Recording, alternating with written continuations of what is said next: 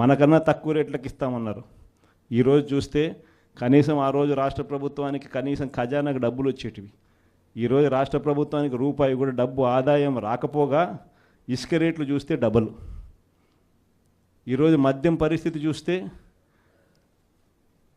Government నడిపే మద్యం షాపులు పూర్తిగా రద్దు.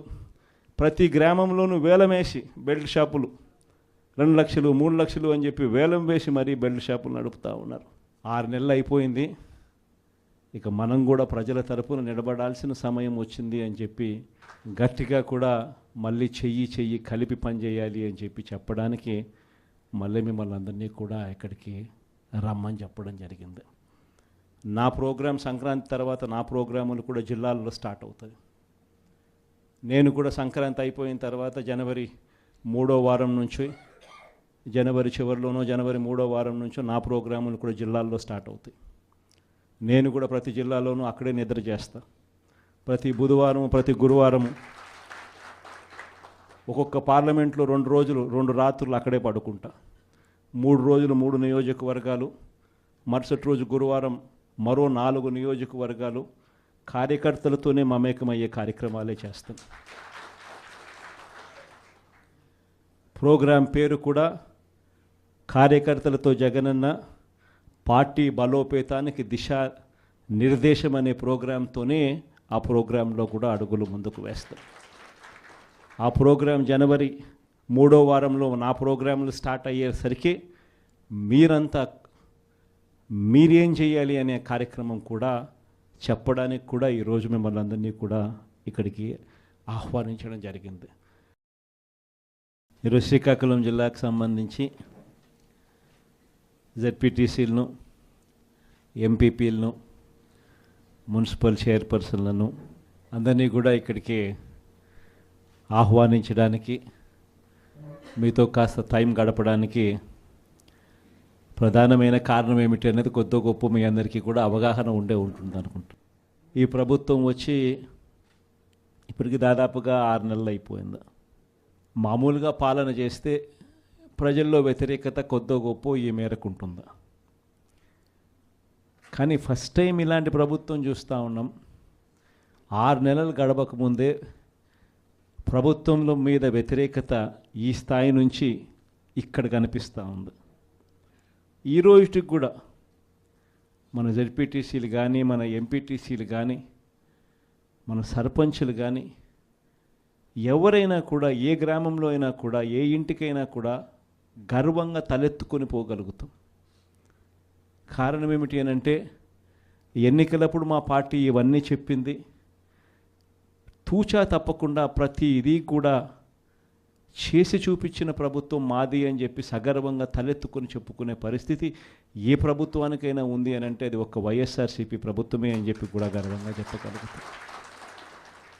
నిజంగా దాని క్యాంపెయిన్ మనం ఎంత తీవ్రమైన క్యాంపెయిన్ జరిగింది అన్నది ఒకసారి గమనించినట్లయితే ఏ ఇంటికి ఎవరు పోయినా కూడా తెలుగుదేశం వాళ్ళు, తెలుగుదేశం ఎమ్మెల్యే నుంచి, తెలుగుదేశం కుటుంబ సభ్యుల నుంచి, తెలుగుదేశం పార్టీ కార్యకర్తల దగ్గర నుంచి ఎవరు పోయినా కూడా ప్రతి ఇంటికి వాళ్ళు చెప్పిన మాట, ఇంట్లో ఎవరు కనపడినా కూడా చిన్నపిల్లలు కనపడితే స్టార్ట్, నీకు 15,000, నీకు 15,000, నీకు 15,000, సంతోషమా?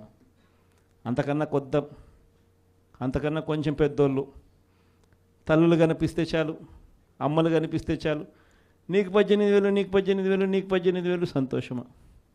అంతకన్నా ఇంకా కాస్త పెద్దోళ్ళు, ఆ అమ్మలకు సంబంధించిన పెద్దమ్మలు, వాళ్ళ అత్తగారు కనిపిస్తే చాలు, నీకు 48,000, నీకు 48,000, నీకు 48,000, సంతోషమా?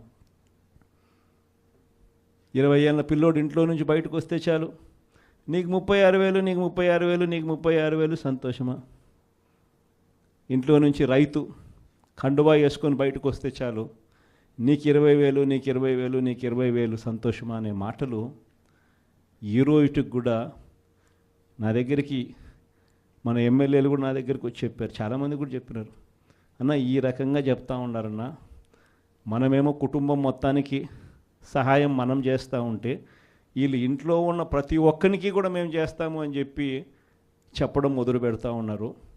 ఈ అబద్ధాలకు మనం తట్టుకోలేమున్నా మనం కూడా ఏదో ఒకటి చేయకపోతే, ఏదో ఒకటి చెప్పకపోతే ఇబ్బంది పడతామన్నా అని చెప్పి కూడా చాలామంది ఎమ్మెల్యేలు నా దగ్గర కూడా వచ్చి చెప్పారు.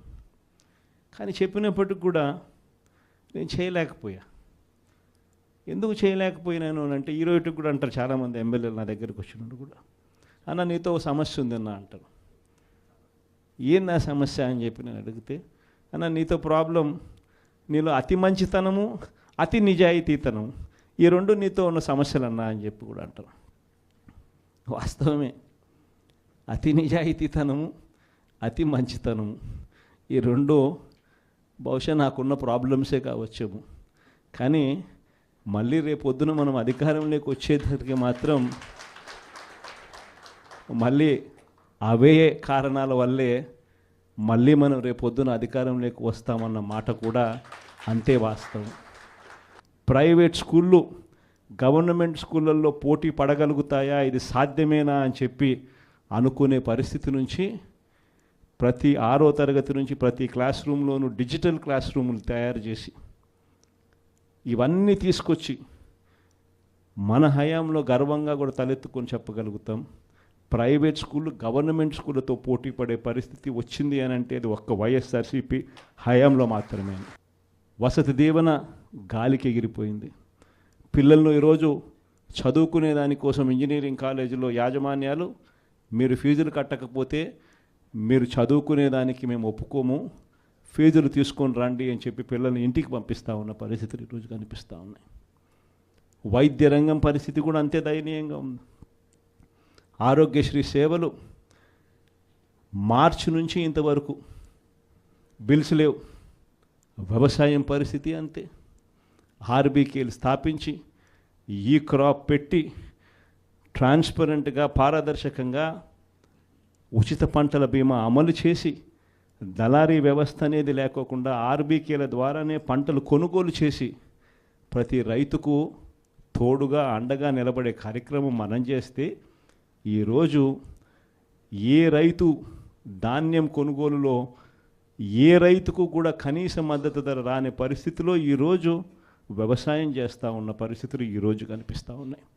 మళ్ళీ పథకాలు ఎలా ఉన్నాయో అని హలో అని ఫోన్ చేసి అడుగుతారంట. సరే పథకాలు ఉంటే కదా నువ్వు హలో అని చెప్తే హౌతరోడు హలో అని చెప్పి మళ్ళీ చెప్పేదానికి. పథకాలు లేవు, ఫోన్ చేసి నువ్వు హలో చెప్తున్నావు. అది పరిస్థితి. ఇంత దారుణమైన పరిస్థితుల్లో ఒకవైపున ఉంటే మరోవైపున చూస్తే విచ్చలవిడిగా కరప్షన్. ఇసుక రేట్లు మనకన్నా తక్కువ రేట్లకు ఇస్తామన్నారు. ఈరోజు చూస్తే కనీసం ఆ రోజు రాష్ట్ర ప్రభుత్వానికి కనీసం ఖజానాకు డబ్బులు వచ్చేటివి.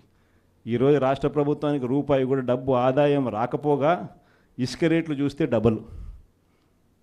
ఈరోజు మద్యం పరిస్థితి చూస్తే